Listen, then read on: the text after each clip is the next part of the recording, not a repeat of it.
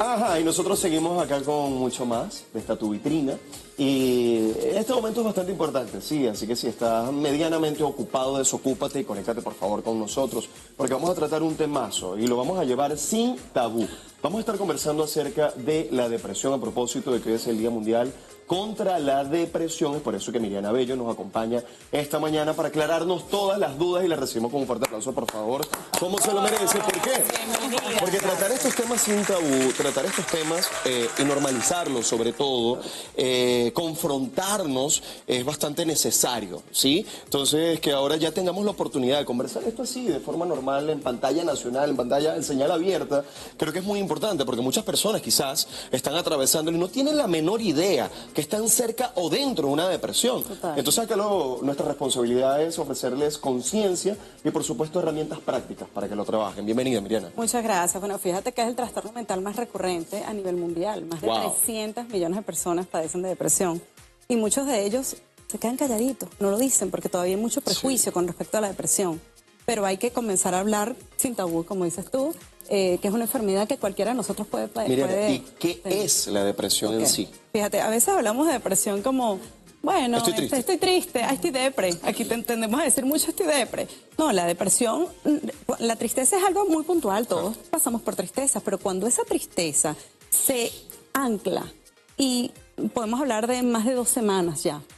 Es como el termómetro. Más de 2 semanas estás en ese estado de anímico en donde estás triste, donde no quieres hacer nada. Donde nada te saca de allí. Nada te saca de allí, donde no te puedes parar de la cama, donde ya las actividades cotidianas ya comienzan a ser un peso importante para ti. Claro. Y hablamos de tiempo, es importantísimo el tiempo, porque de repente tú pasaste por alguna situación y estás 2, 3 días con un bajón emocional, ¿no? Y no te provoca. Pero luego de 2 semanas estando allí, ya podemos hablar de una depresión. Pero hay diferentes tipos de depresión. Okay. ¿Cómo identificarlas? ¿Cómo saber entonces que estoy padeciendo depresión o quizás identificarla también en ese familiar, en el amigo, en esa persona cercana? Porque en muchas ocasiones nosotros no podemos identificarlo de manera fácil para nuestra vida, quizás para la vida de las otras personas la podemos visualizar, ¿no? La podemos ver de manera más fácil y quizás ayudar a esa persona que la necesita. Fíjate, sentimiento de tristeza, apatía, no quieres comer muchas veces o todo lo contrario. Quieres comértelo todo porque tienes una ansiedad muy grande y lo satisfaces es comiendo, ¿no? Muchas veces no te quieres parar de la cama, siempre quieres estar durmiendo, ya nada te saca una sonrisa, te cuesta muchísimo hacer esas actividades cotidianas y cuando se mantiene allí durante un gran tiempo. Ahora bien, como yo les decía, hay varios tipos de depresión y entonces está la depresión ciclotímica que es, digamos, que va por grados, está la leve, moderada, que esa podemos salir de la depresión a través de la psicoterapia, ¿ok? Siempre voy a decir que cuando hablamos de depresión siempre tenemos que ir al psicólogo, un especialista de la salud mental. No es tan fácil como, bueno, voy a hablar con mi amigo aquí, dime un consejo. Si estás triste y estás pasando por algo, bueno, chévere, está bien. Siempre el apoyo social es importante, pero cuando estamos hablando de depresión se necesita mucho más que eso. Se necesita terapia, se necesita herramientas necesarias. Seguimiento incluso. Mucha constancia, allí es donde está la clave. Yo, de hecho, en las terapias con mis pacientes, yo siempre les doy un ejercicio semanal donde deben hacerlo diariamente, porque de repente tú haces una terapia una vez a la semana y por esa hora a la semana no vas a cambiar tu vida, tiene que ser algo muy constante.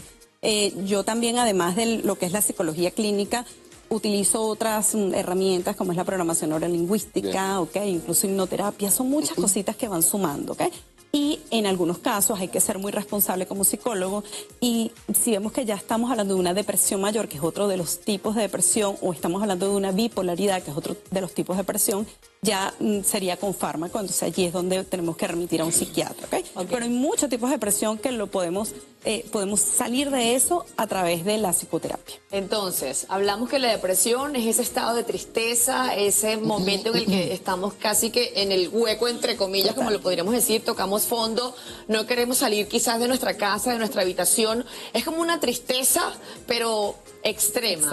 ¿De qué otra forma se manifiesta la depresión? Porque vemos muchas personas y casos en calle que están deprimidos, pero no se manifiesta de esta manera. O personas que quizás son bipolares, ¿no? Que en la sociedad sociedad o con las otras personas son felices, una sonrisa siempre, Claro. y resulta que cuando están solas es otro. Siempre la depresión va a tener estado. de base un sentimiento de tristeza profundo. Ahora, que tú no lo manifiestes delante de los demás es otra cosa. ¿Ok? Claro.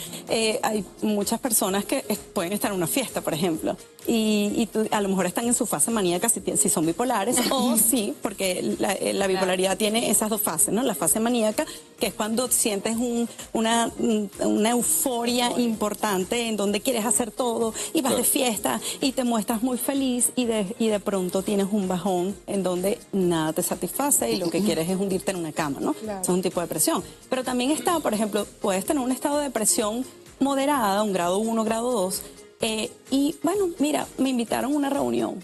Voy para cumplir y hago toda una pantomima, puedo hacer toda una actuación y nadie puede saber que yo estoy deprimida y después, sufría de depresión, pero si ella estaba en la fiesta bailando con fulano, ¿no? Bueno, hace meses, hace meses, el mes pasado, digamos, en diciembre, se hizo ultra viral este video de Marco junto a Saruma, que, bueno, se juntaron dos de los más grandes de América Latina para mandar ese mensaje tan positivo, ¿no? Y vemos a esas personas con esa histrionicidad, con esa pantomima de felicidad, de alegría.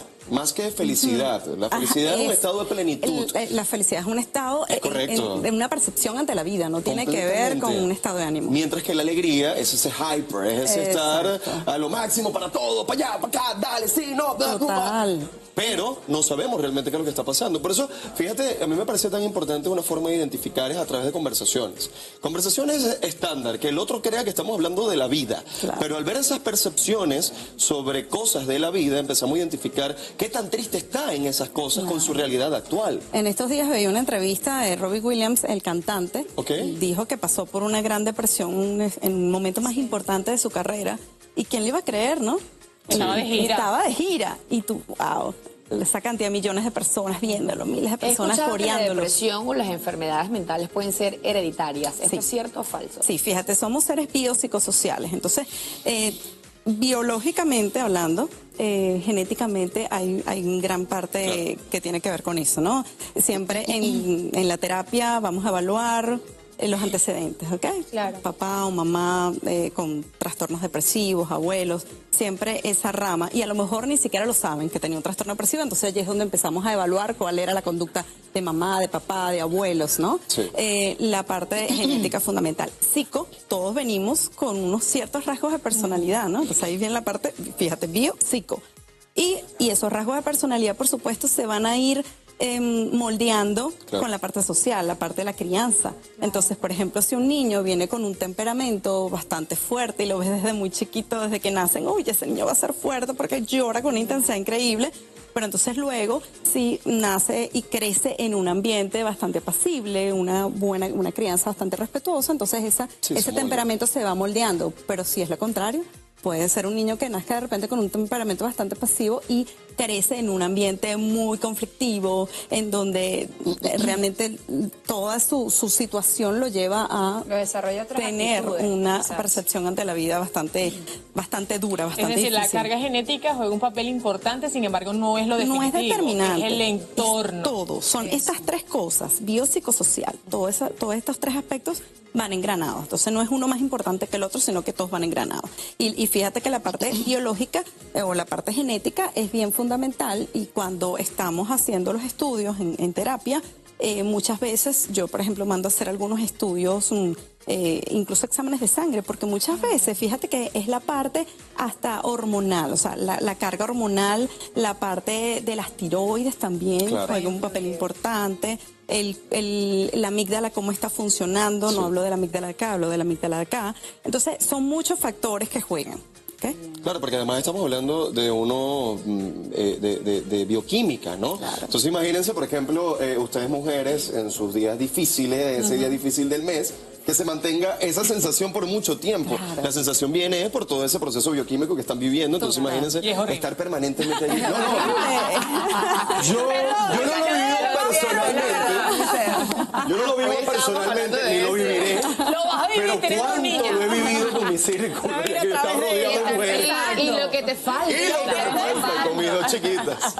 Doctora, gracias por acompañarnos esta mañana, sobre todo para darnos esos consejos, esas guías para esas personas que nos están viendo en estos momentos, no saben cómo identificar la depresión.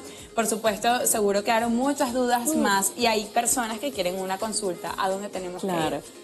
@psicología al día, me pueden encontrar en Instagram, @psicología al día en TikTok y mi página web www.aldiapsicología.com. Muchísimas gracias por acompañarnos muchísimas esta gracias a mañana. ustedes ¿sí? por la invitación.